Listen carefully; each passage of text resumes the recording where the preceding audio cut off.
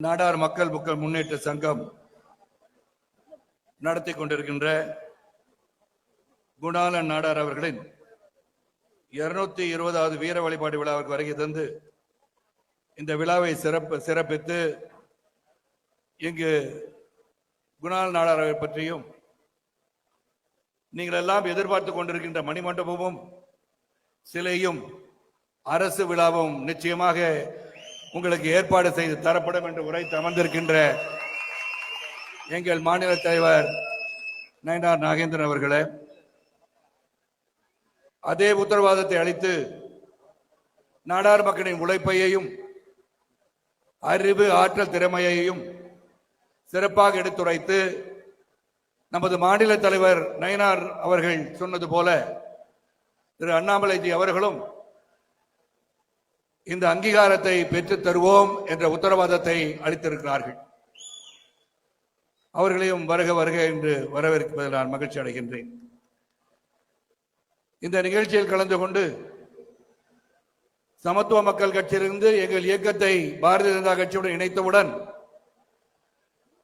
அண்ணாமலைஜி அவர்களும் நயினார் அவர்களும் இன்று மாநில துறை தலைவராக அறிவித்திருக்கின்ற என் அன்பு சகோதரர் என் சுந்தர் அவர்களை இந்த விழாவை சிறப்பாக நடப்பதற்கு உறுதுணையாக இருந்து இதை செயல்படுத்திக் கொண்டிருக்கின்ற ஏபி முருகானந்தம் அவர்களே, திரு ஜி.கே. நாகராஜ் அவர்களே, வடகுடி சட்டமன்ற உறுப்பினர் அன்பு அக்கா சரஸ்வதி அவர்களே, முன்னாள் சட்டமன்ற உறுப்பினர் விடியல் சேகர் அவர்களே, என்னுடன் இங்கு வருகை தந்திருக்கின்ற நாட்டாமை குடும்பத்தை சார்ந்த அனைத்து சகோதர சகோதரிகளை, அவர்களுக்கு இன்னும் பதவி வழங்கப்படாததனால் நாட்டாமை குடும்பத்தார் என்று அழைக்கும் போது அந்த குடும்பத்தாருக்கு அங்கீகாரம் தர இருப்பவர்கள் இங்கு அமர்ந்திருக்கிறார்கள். ஆகவே நாட்டாமை குடும்பத்தார் வருகை தந்திருக்கின்ற உங்கள் அனைவருக்கும் இங்கு பெருவாரியாக வருகை தந்து குணாளன் நாடார் அவர்களுக்கு மணிமண்டபம் கட்டியே தீர வேண்டும் என்ற எண்ணத்திலும் நாம் ஒன்றிணைத்து ஒருங்காக ஒற்றுமையாக வந்தால்தான் இந்த கனவு நனவாகும், நம் எண்ணங்கள் நிறைவாகும் என்ற அடிப்படையில் வருகை தந்திருக்கின்ற எனது சொந்தங்களே, சகோதர சகோதரிகளே, பெரியவர்களே, தாய்மார்களே, அன்பர்களே, நண்பர்களே, பத்திரிகை சோழர்களே, தொலைக்காட்சி நண்பர்களே, ஊடக நண்பர்களே, பாதுகாக்கின்ற காவல்துறை நண்பர்களே, செல்போன் பிரியர்களே,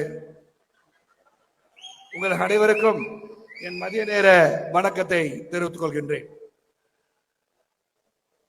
அன்பு அண்ணன் விஸ்வநாத நாடார் அவர்கள் அவரின் கடுமையான உழைப்பை பற்றி சொல்லிவிட்டு ஒரு சில வார்த்தைகள் அதிகமாக பேச அனைவரும் பேசியிருக்கிறார்கள். உங்களுக்கும் தெரியும் எதை பேச வேண்டும், எதை நாம் சாதிக்க வேண்டும் என்பதையெல்லாம் எடுத்துரைத்து விட்டார்கள்.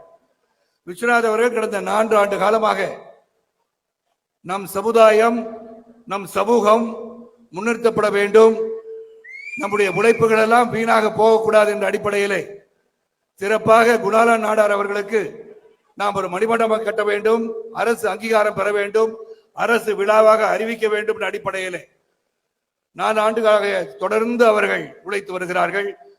அந்த உழைப்பிற்கு அச்சாரமாக, உத்தரவாதமாக என்று நாங்கள் அனைவரும் இங்கு வந்து அமர்ந்திருக்கிறோம் என்று சொன்னால் அது இறைவனிட்ட கட்டளை என்றுதான் சொல்ல வேண்டும்.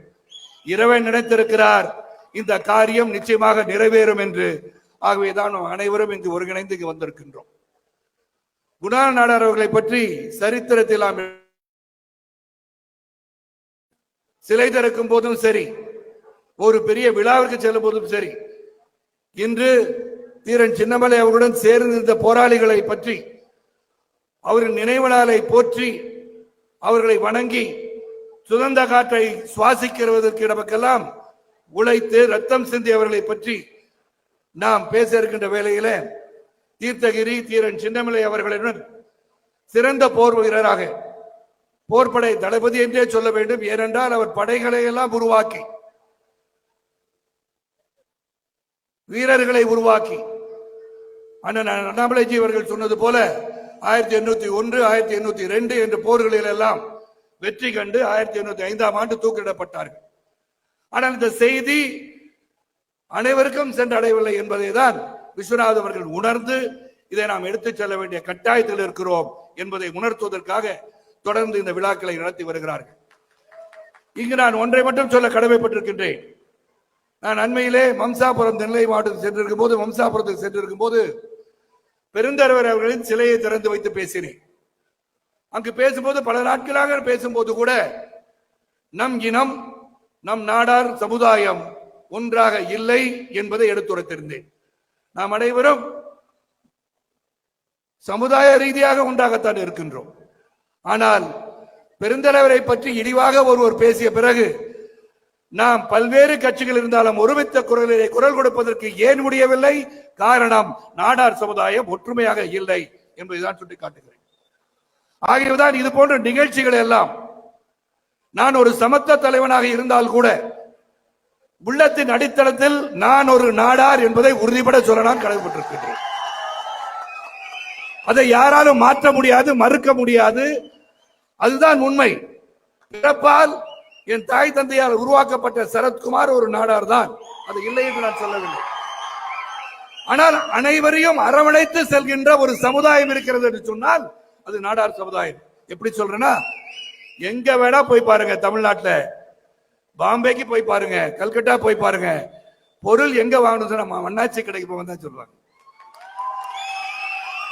ஆக நாம் ஒரு வீட்டில் புழங்குகிற பொருள் கூட நாம் தான் கொடுக்கிறோம் என்று சொல்லும் போது ஜாதிகளுக்கு அப்பாற்பட்ட ஒரு சமூகம், ஒரு சமுதாயம் என்று சொன்னால் அது நாடார் சமுதாயம் என்று சொல்வதில் நான் பெருமை கொள்கிறேன்.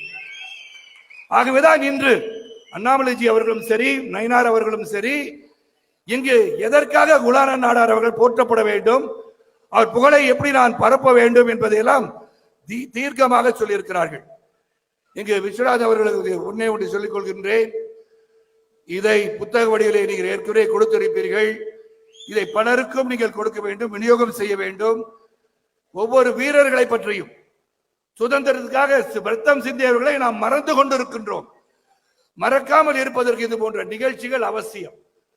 இன்று உள்ள இளைய சமுதாயத்திடம் நேதாஜி சுபாஷ் சந்திர போஸ் யார் என்று கேட்டால் யார் அவர் என்று கேட்பார்கள்.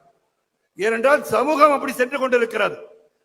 காந்திஜி அவர்களை தெரியுமா என்று சொன்னால், ஆமாமா அந்த நோட்ல இருக்குமே, ரூபா நோட்லன்றாங்க.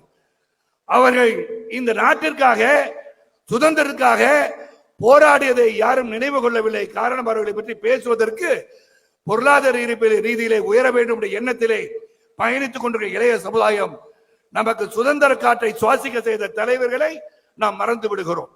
ஆகவே இது போன்ற நிகழ்ச்சிகள் நடக்க வேண்டும். அதை இங்கு சிறப்பாக நடத்திய விஸ்வநாத நாடார் அவர்களுக்கு நான் வாழ்த்துக்களை தெரிவித்துக் கொள்கின்றேன். இந்த விழாவில் கலந்து கொண்டு இதை சிறப்பிக்க வேண்டும், நாம் ஒற்றுமையை காட்ட வேண்டும் என்று வருகை தந்த சகோதர சகோதரிகளுக்கும் என் சொந்தங்களாக நாடார் சமுதாயத்தில் உள்ள அனைவருக்கும் என் நன்றி கலந்த வணக்கத்தை தெரிவித்துக் கொள்கின்றேன். குலான நாடார் போல நாம் உள்ளத்தில் தூய்மை, நேர்மை, நியாயம், தர்மம் இதற்கெல்லாம் கட்டுப்பட்டு வாழ்கின்ற ஒரு சமுதாயமாக, நாட்டின் வளர்ச்சிக்காக, நாட்டின் பொருளாதார வளர்ச்சிக்காக, நாட்டின் கல்வி வளர்ச்சிக்காக நாம் அனைவரும் என்றும் ஒன்றாக இருந்து செயல்பட்டால் நமக்கு உரிய அங்கீகாரம் கிடைக்கும் என்பதில் எந்த ஒரு ஐயமும் இல்லை என்பதை உறுதிபட சொல்கின்றேன். ஆகவேதான் பெருந்தலைவரை பற்றி இழிவாக பேசியதற்கு நாம் வெகுண்டு எழ வேண்டும் என்று இந்த மேடையிலே எனக்கு அதற்கு பர்மிஷன் கொடுக்குமாறு மாநில தலைவர்கள் கேட்டுக்கொள்கின்றேன். ஏனென்றால் பெருந்தலைவரை பற்றி பேசுவதற்கு அவர் 150 ரூபாய் வந்து பாக்கெட்ல வச்சுட்டு போனவர். அந்த பெருந்தலைவரை பற்றி இழிவாக பேசும்போது நான் போராட்டம் வெடித்தெழ வேண்டும் என்று சொல்லவில்லை, உங்களை நான் தூண்ட வரவில்லை. ஆனால் உணர்வோடு போராடுங்கள். சொன்னது தவறு என்பதை நீங்கள் அந்த கட்சியை சேர்ந்தவராக இருந்தாலும், பெருந்தலைவரை பற்றியோ நமது நாடார் சமுதாயத்தினை பற்றியோ தேவையற்ற அவதூறுகளை பரப்பினால் இனி போராட்டம் வெடிக்கும் வெடிக்கும் வெடிக்கும் என்பதை நான் உறுதிப்பட சொல்ல கடமைப்பட்டிருக்கின்றேன். என்னடா சமத்துவ உள்ளத்தின் அடித்தளத்திலிருந்து தாயின் கருவில் கருவுற்றிருக்கும் போது நான் நாடார் நாடார் நாடார் என்பதுதான் உண்மை.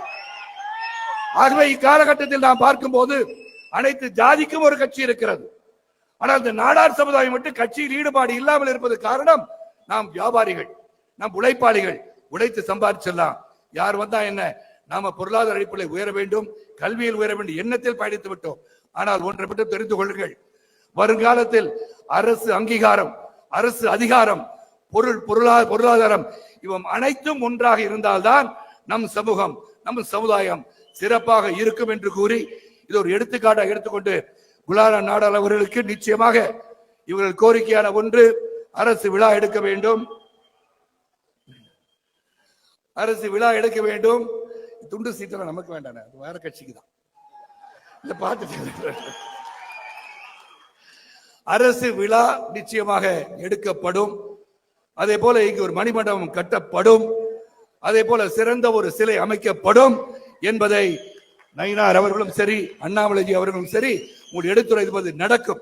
அந்த சிலைக்காக 5 லட்சம் ரூபாய் சரத்குமார் நாடார் தருகிறேன். இந்த மணிமண்டபம் கட்டும் போது அது அரசு விழா எடுப்பதற்கு அரசு செய்தால் கூட நம் பங்காக இருக்க வேண்டும். ஒவ்வொரு 1000 ரூபாய் கொடுங்க, நான் 5 லட்சம் ரூபாய் தரேன். ஆக மொத்தம் 10 லட்சம் ரூபாய் நான் தர தயார். ஏனென்று சொன்னால் யாராவது ஒருவர், ஏன்னா சரத்குமார் எங்கேயோ பாக்கெட்ல இருந்து கொடுக்கல, நீங்க கொடுத்து வச்ச படம் தான் நான் வச்சிருக்கேன். நீங்கள் என் திரைப்படங்களை பார்த்து சைக்கிள போய் பேப்பர் போட்ட சரத்குமாரை இன்று ஒரு நட்சத்திரமாக நீங்கள் பார்த்துக் கொண்டிருக்கிறீர்கள். நீங்க என் படத்தை பார்த்து தயாரிப்பாளர் என்ன வச்சு படம் எடுத்துறான், நான் காசு சம்பாதிச்சிருக்கேன், உங்களை நான் சம்பாதிச்சிருக்கேன். உங்களின் அன்பு ஆதரவு இருக்கும் போது நிச்சயமாக நினைத்ததை செய்வேன், நினைத்ததை முடிப்பேன் என்று சொல்லி, அப்படி அரசு விழா மீண்டும் அடுத்த வருடம் எடுக்காவிட்டால் சாகும் வரை உண்ணாவிரதம் இருப்போம் என்பதை உங்களிடம் அறிவித்து, அதற்காக நிச்சயமாக அது நடக்காது. ஏனென்றால் ஆட்சி படத்தில் நாம் அமர்ந்து விடுவோம். அப்பொழுது விழா நிச்சயமாக நடக்கும் என்று கூறி ஒன்றுபடுவோம். ஒன்றுபட்டால் உண்டு வாழ்வு என்று சொல்லி ஜாதி மத மொழிபேதமற்ற புதிய சமுதாயத்தை உருவாக பாடுபட கேட்டுக்கொண்டு வருகை தந்து எங்கள் அனைவரையும் வரவேற்று சிறப்பித்த உங்க அனைவருக்கும் நன்றி கூறி விடைபெறுகின்றேன். நன்றி, வணக்கம்.